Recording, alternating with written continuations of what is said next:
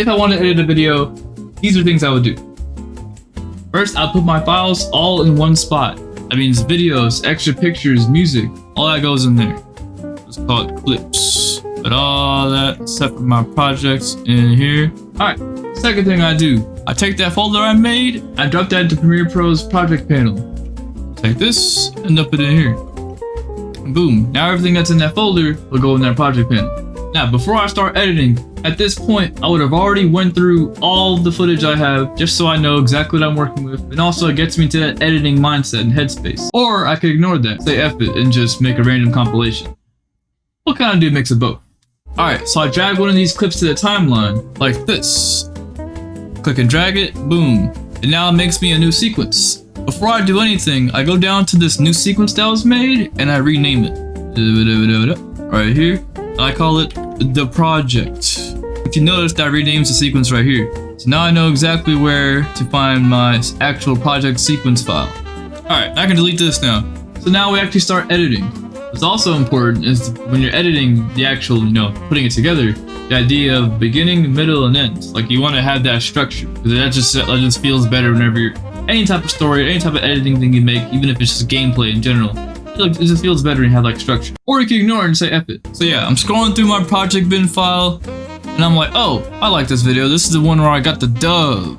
So yeah, I like this clip right here. So I'm gonna drag this to the source monitor, which is this little panel right here.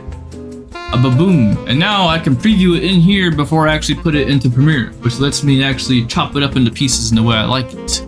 Yeah, so it lets me skip to the parts that I like. So I know at the very, very end I got the dub. So I use this little playhead and click and drag to maneuver to that moment. Also, I noticed that it's kind of hard to choose that particular moment. So what I do, I click these little balls right here. Little ball right here. If I click and drag it, it'll let me zoom in so I can actually see it better and be more precise in my movement.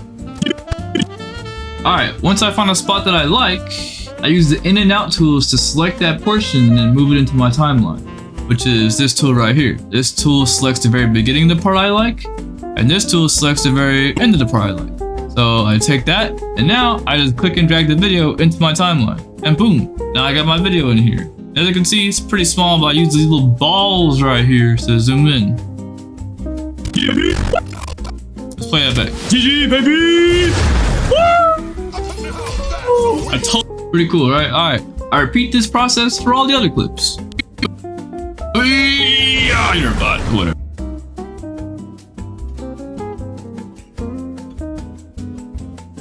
Oh, if there's ever a moment where I want to move my timeline around, I could click this little bar about down here and click and drag it. Or I could, if I have a little mouse wheel, my mouse right here, my little handy dandy mouse. Yeah. Help! Oh, what the? Wait, can I? What the? I use Control S to save every 5 minutes because I fucking hate this application. Alright, now I play back what I have so far. I can click and drag this little playhead cursor thing and let me move around my timeline as well. Go at the very beginning, and now let's play what we got. GG, baby! Woo! I told you I needed one more.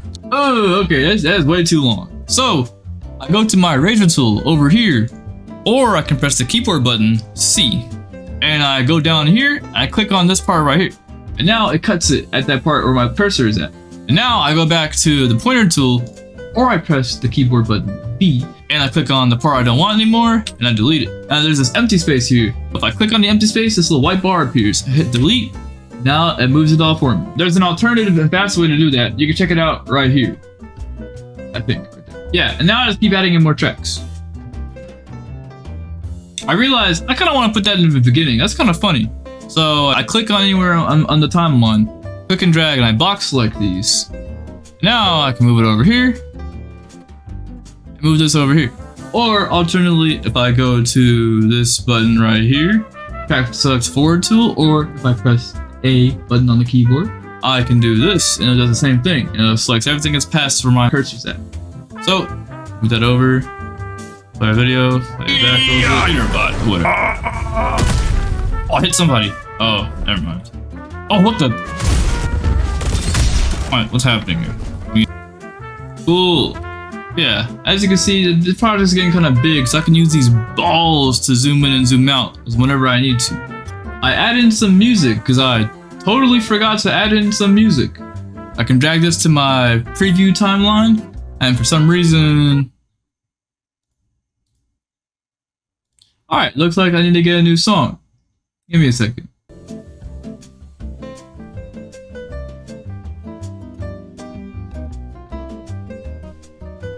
Alright, yeah, there we go. It's the same thing. You can put your song in the preview timeline, and you can move it around. I mean, it kind of starts off the way I want to start it off, so I can just drag this in for real.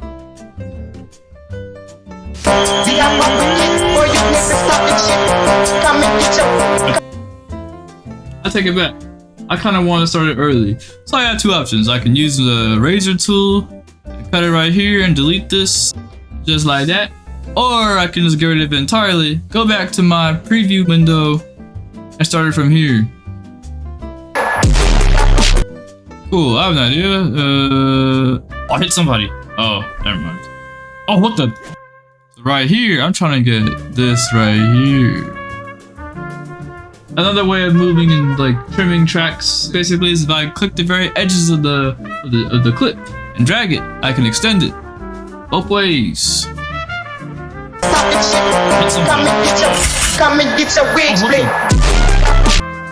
Yeah, you see that?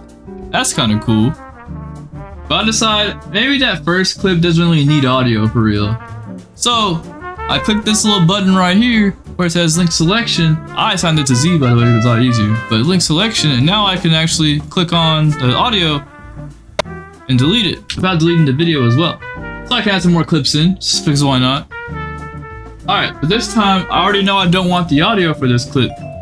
So I can just click and drag this little dude right here, and now I get only the video. Yeah, and I don't want audio for these clips here, so I press the link selection button, delete these. Yeah, you see that? Editing, easy. Alright, it's looking pretty good so far.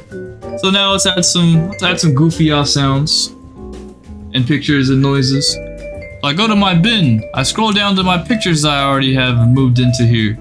Let's say I wanted to put a picture right in between these two clips right here, right? What I could do, I cut right here, I press the alt the track select forward tool, I move it over, and now I have room for my picture.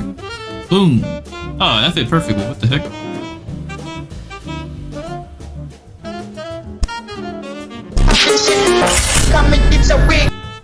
Cool. As you see, things are going pretty well.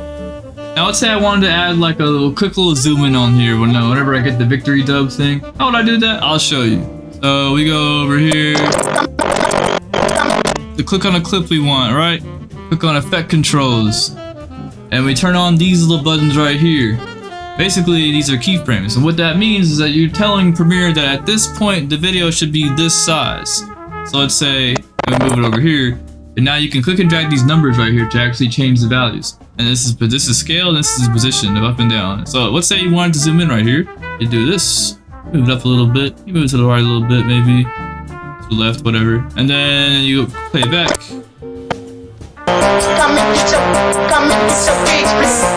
That's how you do that. Each effect you put on for any type of video track normally involves the same type of thing of like clicking and dragging the property, and then it changes whatever you want to change basically. Now, if I wanted to add a zoom that was like more cool looking and more dynamic, I would do this. I would go to my effects tab. I search for transform. I double click it onto the track I currently have selected. And now this is basically the same thing as regular transform, but this has this cool thing called a shutter angle, which I type in 180. Why 180? Because cinematography rules, you fool. Now I do the exact same thing I did before. I started right here. I make my keyframes. Bow, right here. I quickly zoom in. Move over my playhead to quickly zoom in to the dude up here. There he goes. Now we play it back. As you can see, there's a little bit of motion blur. It looks more clean. I can make it even cleaner. I select these two like box selecting them. I right click on it. I go to down here. I click in ease out. And for these two, I do ease in. Now it'll be even smoother.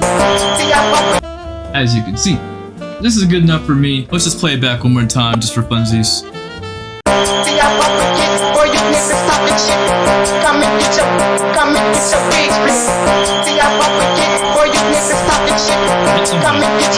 Come and get your wig split.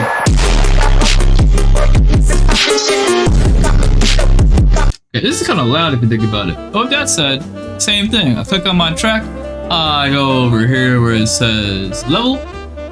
I turn off this keyframes. I don't want to have any keyframes on, so I hit this little sign right here, make sure it's off, and then I adjust the audio level. And I can also type in if I want to. Let's say like -7. See how that sounds. Alright, that's much for me. Cool. At this point, I'm basically done. So I save my projects, and now I want to render. So, alright. So let's say I'm ready to render. I'm sick and tired of this bullshit. I go to File, Export, Media. I choose a location I want to render it to. I'm okay with that location, but if I wanted to, it's all this stuff in here. And I give it a name. Big Split Rumble It. That bar is what it weighs. I definitely make sure my format's on H.264 if I'm uploading this to YouTube. It's only the best quality you want to go for. I also watched Omni Media's tutorial about exporting videos on Premiere Pro, which they recently made. I'd recommend watching that right here.